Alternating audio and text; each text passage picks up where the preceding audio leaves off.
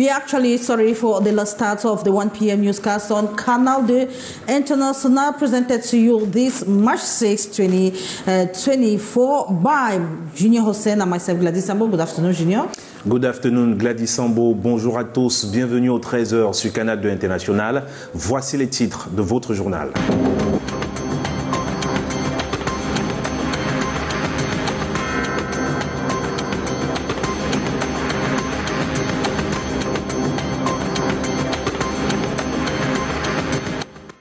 La session parlementaire du mois de mars est sur les rails. C'est donc parti pour 30 jours de travaux tournés pour l'essentiel vers l'élection du bureau ainsi que des 9 commissions de cette chambre. Rappelons que la session parlementaire du mois de mars s'est ouverte hier mardi.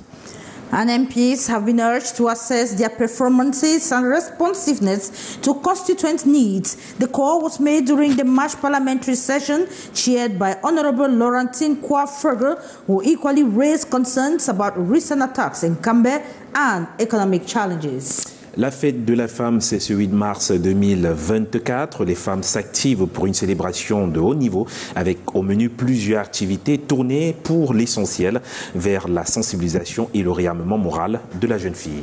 And in relation to the International Women's Day that will be celebrated in 2 days, we shall meet 25-year-old Larissa, a determined taxi driver, breaking stereotypes in the nation's political capital, Yaoundé. With a degree in economics, she defies societal norms and pursues her passion for driving taxi, proving that it's not just a man's world. You will have the details in this newscast. Those were our headlines. Stay tuned for developments.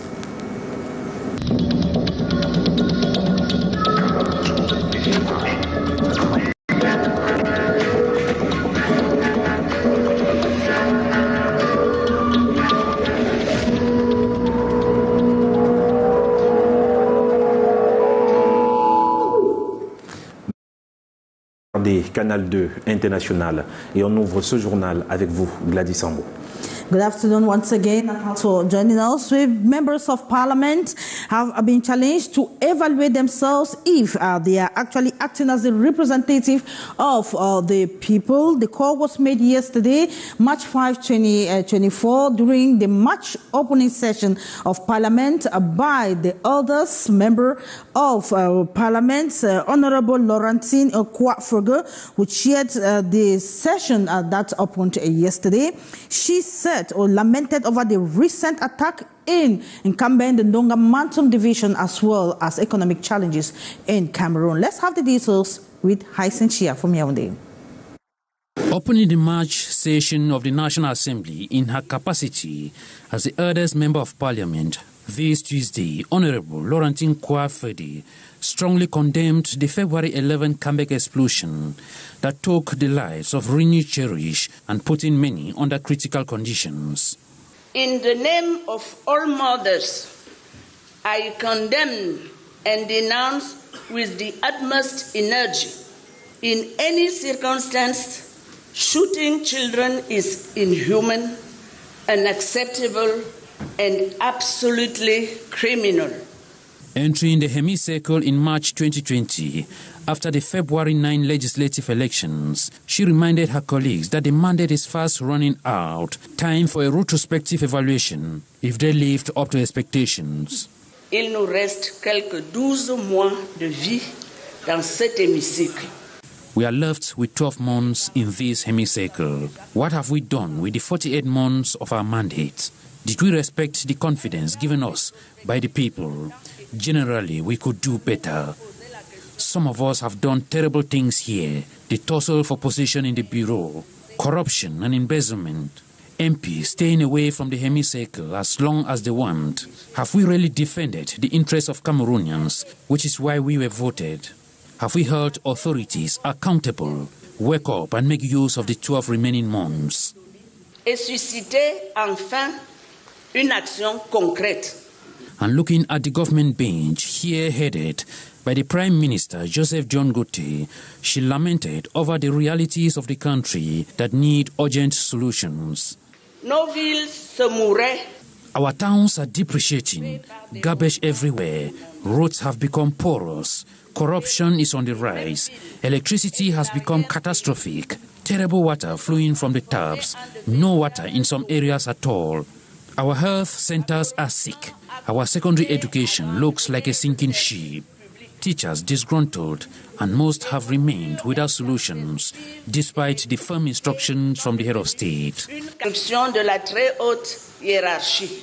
The March session, it should be recalled, is an elective session as the MPs look forward to having new bureau members before real deliberations will begin.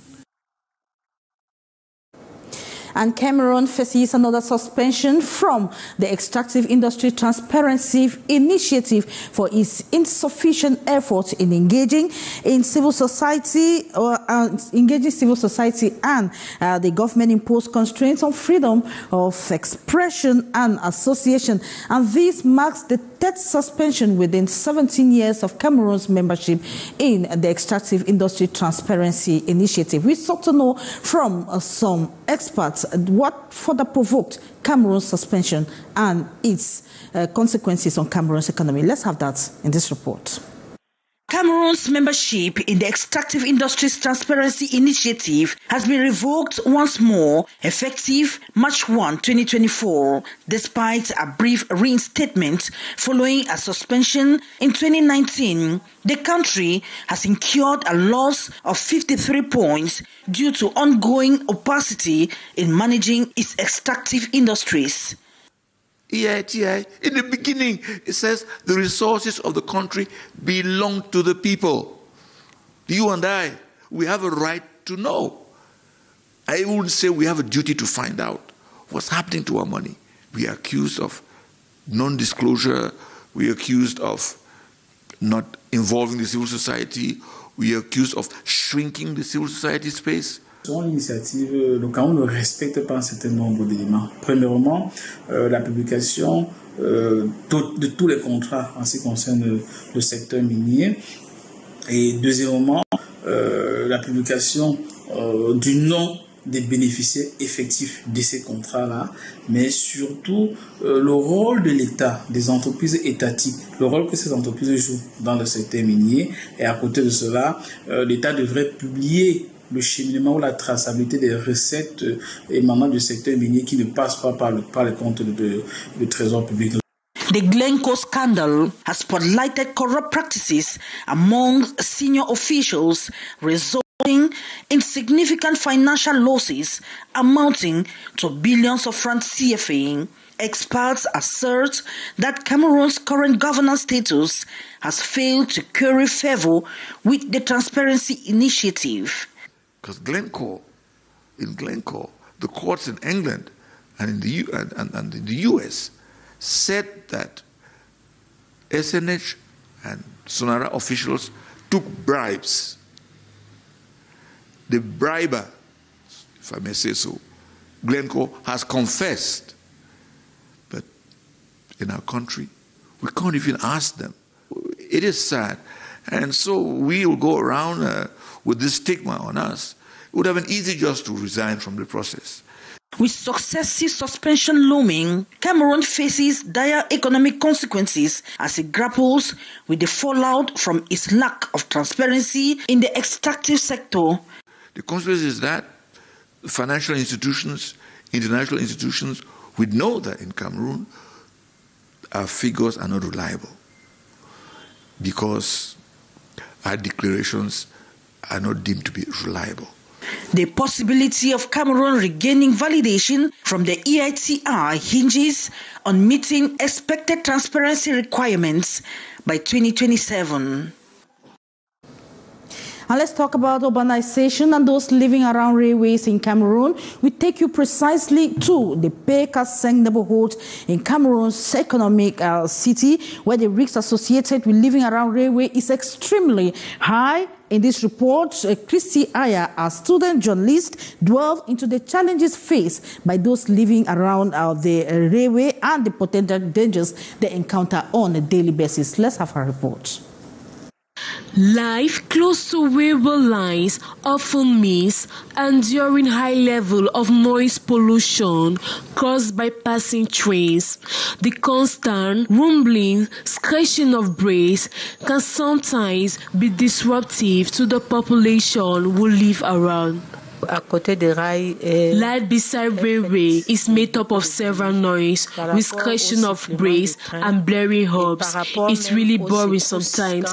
It's sometimes shaking some houses that are not solid. I have been here for more than 1 year, and I'm not used to. When it passes, no matter the time, you are forced to wake up when asleep. Children living in this area are the most affected. Parents go to great lengths to ensure the safety of their children. We always try to educate and sensibilize our children on the danger of approaching rails. On les réunit là, on les donne les... Ceux qui sont nés autour des rails, à côté des rails. Concerning our children, they already know on the danger. They are aware of the situation. It's already an habit. Whenever we see children playing around there, we always call them when the train wants to pass. Même si c'est pas ton enfant, quand il y a un enfant sur les rails, tu cries. The constant shaking from passing trains lead to the displacement of furniture and other fragile items. The residents in this area have limited alternatives and are compelled to continue living there. There was a time that the government decided that we should leave this place, and it is very difficult to live in Douala and to have a place also to go and live. If I had money, I could have gone somewhere to be in my house to secure my children. It is important to note that railway lines can sometimes become pathways for unfortunate incidents, as lifeless bodies are occasionally found deposited on the tracks at night. A serious economic issue to actually look into. How we continue with the parliamentary session in Yaoundé? Eh bien, je vous le disais en titre, la session parlementaire du mois de mars est sur les rails au Sénat. C'est le cœur rempli de joie que les sénateurs ont regagné le palais des congrès de Yaoundé mardi pour le début de 30 jours de travaux consacrés, bien évidemment, à l'élection du bureau ainsi que des 9 commissions de cette chambre. Les précisions avec Delphine Fonkoutené et Serge Alain Zebo. La joie se lit sur les visages des sénateurs à leur arrivée ce 5 mars au palais des congrès de Yaoundé. Les membres de la Chambre haute du Parlement sont heureux de se retrouver après la dernière session parlementaire de novembre. Poignées de main chaleureuses, accolades et causeries conviviales marquent ces moments de retrouvailles avant le début de la séance plénière d'ouverture de la session parlementaire du mois de mars. Le bureau d'âge, avec à sa tête le doyen, conduit les travaux. La vie chère préoccupe. René Zenguele rappelle le rôle qui est celui des sénateurs. Notre devoir de sénateurs nous conduit à encourager et à soutenir le gouvernement qui, sous la très haute impulsion du président de la République, son Excellence M. Paul Biya, s'emploie à trouver des solutions. Un peu plus loin, le doyen d'âge du Sénat prescrit le respect des valeurs de paix et de tolérance pour faire face aux dérives observées sur la toile. Nous condamnons ainsi toutes les déviances comportementales et les propos haineux véhiculés par les réseaux sociaux. Parmi les absences du jour, on a celle de Marcel Niat Difendi, dont le siège est resté vide au cours de cette plénière d'ouverture de la première session de l'année législative 2024. Travaux marqués par la présence de nombreuses personnalités au rang desquelles une bonne brochette de membres du gouvernement. Dans la ville de Bafia, le panier de la ménagère s'amincit de plus en plus et la situation semble encore s'empirer avec l'augmentation du prix du carburant. Il devient difficile pour les ménages qui se voient multiplier des astuces pour poser le repas sur la table. François Emossi et Espoir Anissebaya ont rencontré quelques-unes de ces femmes au marché Djumbam. On voit cela dans ce reportage. Tout est cher. Le sac de riz, nous payons à 30 000. Nous sommes vraiment dans un trou. C'est-à-dire, je ne sais pas, il n'y a que le Seigneur Dieu qui peut nous sortir dans cette calvaire. Aveu des ménagères, débordées par la vie chère à Bafia, la flambée des prix sur le marché a un impact sur le contenu de leur porte-monnaie, resté maigre. Avec 10 000, je n'ai pas pu acheter ce que je voulais. Vraiment, la vie est devenue très chère, très même. Et le kilo de viande à 2500, vous voyez un peu, ça ne rapporte à rien pour les enfants. Aujourd'hui, si ton mari te donne même 5 000 francs de ration, tu ne parviens pas. Parce que quand tu viens au marché comme ça, 1 kilo de poisson revient à combien? 1 litre d'huile. Le kilogramme de riz même qui ne parvient même plus à gonfler dans la marmite, franchement, on ne s'en sort du tout pas. En tradition, division et soustraction, elle multiplie des astuces pour le repas. C'est vrai. Mais on va faire comment? On se bat toujours. On se bat toujours pour faire comment le maximum d'efforts. Pour avoir au moins le nécessaire à la maison. Certaines, dépassées par la situation, lèvent le ton pour manifester leur ras-le-bol. Je viens au marché avec un minimum de 3 000 francs pour nourrir toute une grande famille. Tout est cher sur le marché. Nous avons entendu, on a augmenté le salaire des fonctionnaires. Très bien, vivre bien. Et nous, le bas peuple, nous allons vivre comment? Nous ne sommes pas salariés. Et nos enfants. Côté vendeur, on pleure aussi. L'augmentation du prix du carburant n'a pas arrangé les affaires. Le carburant a augmenté. C'est pour ça que le riz est devenu plus cher. Pour transporter le riz jusqu'ici, là, ça nous coûte cher. C'est pour ça que nous, on a augmenté aussi le prix. Un miracle du ciel est donc attendu par ces femmes qui ne savent plus où mettre la tête. Outiller les femmes et filles, en particulier les défenseuses des droits humains, aux mécanismes de protection, de consolidation de la paix et de réconciliation nationale au Cameroun. C'était le fil conducteur de la conférence qui s'est tenue hier mardi au siège du réseau des défenseurs des droits humains en Afrique centrale. On voit cela avec Aline Fomété et Stéphane Binac. La trentaine de participants, parmi lesquels les défenseuses des droits de l'homme, présents au siège du réseau des défenseurs des droits humains en Afrique centrale à Douala, ont partagé les expériences et les bonnes pratiques de protection des militantes de la démocratie. Le thème autour duquel ont échangé les participants était la protection des femmes défenseurs des droits humains comme gage de la préservation de la cohésion sociale et de la paix au Cameroun. En tant que femme défenseur au Cameroun, le plus grand problème ici, c'est la prise en compte des femmes, la prise en compte de la parole d'une femme en tant que femme. Parce qu'en général, on a ces problèmes de discrimination. Parce que même si tu dis un truc et qu'un homme dit la même chose, celui de l'homme est pris plus en considération que celui de la femme. Les défenseuses des droits de l'homme courent les mêmes risques que ceux qu'elles défendent et plus encore. Les défenseurs, en général, disent des choses qui dénoncent ce que font les politiciens. C'est-à-dire les mêmes personnes qui ont le pouvoir. Toi, tu n'en as pas.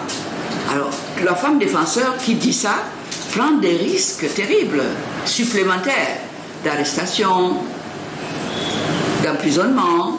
Pour garantir leur sécurité, il devient urgent de plaider pour la promulgation d'une loi qui les protège.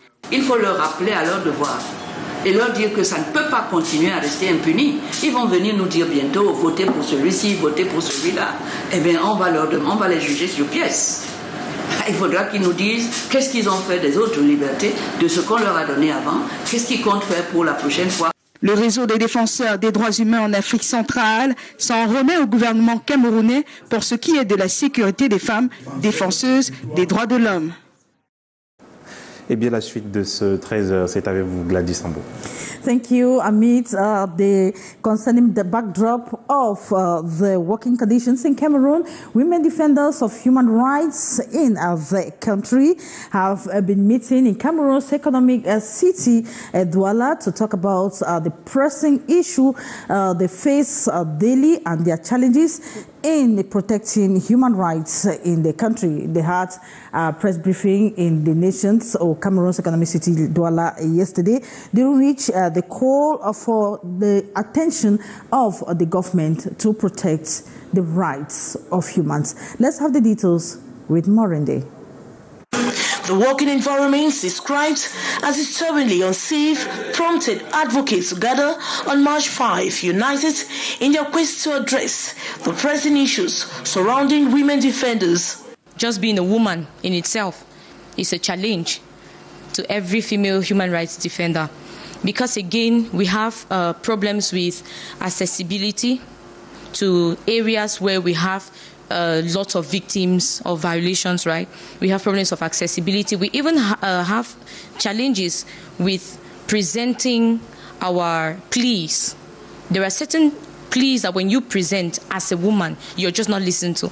The discussion at the Central African Human Rights Defenders Network focused on the urgent need for more stringent laws to safeguard women defenders against threats and violence. Activists voiced their concerns, highlighting the precarious situation that hinders their ability to carry out their crucial roles in ecological and social growth. There are laws that have been signed, decrees that have been signed and enacted, but are they really implemented on the ground? We need the state to protect human rights defenders as a whole, and particularly female human rights defenders. Women defenders are useful for our democracy here. They must be protected by the state. This is not a gift. This is not a favor. This is a duty for the whole country. In the workshop, a couple of people proposed that there should be a law in Cameroon, a specific law protecting human rights defenders. These are the kinds of things we do in workshops like this. The dedication of women defenders to human rights is undeniable, but their safety remains compromised at every level, emphasized one of the experts at the gathering. The dialogue centered around valorizing the pivotal role these women defenders play in shaping a just society while acknowledging the persistent threats they endure. The civil society network calls on government to prioritize the safety and protection of women human rights defenders in Cameroon. With the International Women's Day that comes up in 2 days, we meet a 25-year-old Larissa in the nation's political capital, Yaoundé, who is a taxi driver. She has a degree in economics. She defies societal norms and pursues her passion for driving a taxi, proving that it's not just a man's world. We have our Yaoundé correspondent Beatrice Gamo, who talked with her and put together this report. 10 a.m. Larissa is set and waiting for her boss to indicate he's going to their rendezvous point, a filling station at Rainguso in Yaoundé. On bike, she leaves the house situated derrière Pharmacie Bleue to get the car at 11 a.m. First, she fills the tank, set for business of the day. And then she gets her passengers. Attraction of many, seeing a young girl daring in the men's world, and this she does with all passion. I am pleased with it, even though some customers are a little bit difficult, but most of the time I have understanding of all the customers, and people are really happy about what I'm doing, so I too am happy because I love driving. Her courage is something she was born with, her elder brother attests. At the beginning I was like, she's not serious, but after some time, since I know who she is, she started doing it. And pushed first by passion and the need to do something, this 25-year-old mother of one and holder of a degree in economics decided to go where her heart leads. This car owner did not believe her at first, but she impressed him on the very first day. After her day's service, the taxi lady handed his stick and asked when she would take the car again. Donc tu es prêt? Donc tu savais que tu veux travailler, il dit oui. Il dit qu'il n'y a pas de problème. Si tu veux travailler, moi aussi, je t'encourage. On va travailler ensemble. With her looks, many had to look twice before realizing it's a taxi lady, while some appreciate and bless her, especially with tips, threats also around. So this is just for a while. It's for me to do something for the meantime so that God will open the real door for me and I'll go away. So my advice to every young lady outside there is just that be courageous, have God by your side, pray and He will lead you. This young taxi lady, Larissa Berenue Bongbam, living with her daughter, elder brother and other relatives, hers from the northwest region, precisely from Kumbo. Eh bien, dans la suite de ce journal, on va s'intéresser à présent à cet acte de générosité initié, bien sûr, par les femmes du Minerizi. Il s'agit des femmes du ministère de la Recherche scientifique et de l'Innovation qui ont posé un acte de charité envers les pensionnaires du centre d'accueil Bethany Viacam. Reportage avec Joël Diom 3 et Serge Alinzebo. Merci. Ces dons représentent de l'espoir pour ces personnes du troisième âge vivant au centre d'accueil Bethany Viacam dans la panoplie d'activités organisées par le personnel féminin du ministère de la Recherche scientifique et de l'Innovation. En prélude à la Journée internationale de la femme, les actes de charité se classent en bonne place. Pour cette 39e édition, le geste d'amour est en direction de ces personnes âgées qui manquent de tout ou presque. Et cette année, nous avons pensé aux personnes âgées pour venir leur dire qu'ils ne sont pas seuls, que nous pensons à eux. Nous les remercions déjà pour les personnes qu'elles sont parce que... Une messe d'action de grâce est dite et des prières élevées vers le Très-Haut. Que ta grâce ne nous abandonne pas, Seigneur, nous t'en prions. Qu'elle nous consacre à ton service et nous obtienne toujours ton aide. Denrées de première nécessité, eau, vin et kits d'hygiène sont remis. Pour le plus grand bonheur des pensionnaires, Fête de la femme oblige, la mémé a un rêve. J'aimerais qu'un jour on nomme aussi une femme ministre secrétaire générale de la présidence. Nous sommes contentes parce que nous allons aussi bien vivre. Un clin d'œil bien appuyé au thème de cette année qui demande d'investir en faveur des femmes et d'accélérer le rythme sur tous les plans. Eh bien, c'est la fin de ce 13h sur Canal 2 International. Gladys Sambo. Thank you. It was a pleasure knowing you are watching the news on Canal 2 International. Stay tuned to programs on our channel. But then we can only say goodbye. Meet us tomorrow same time. God willing. Bye-bye.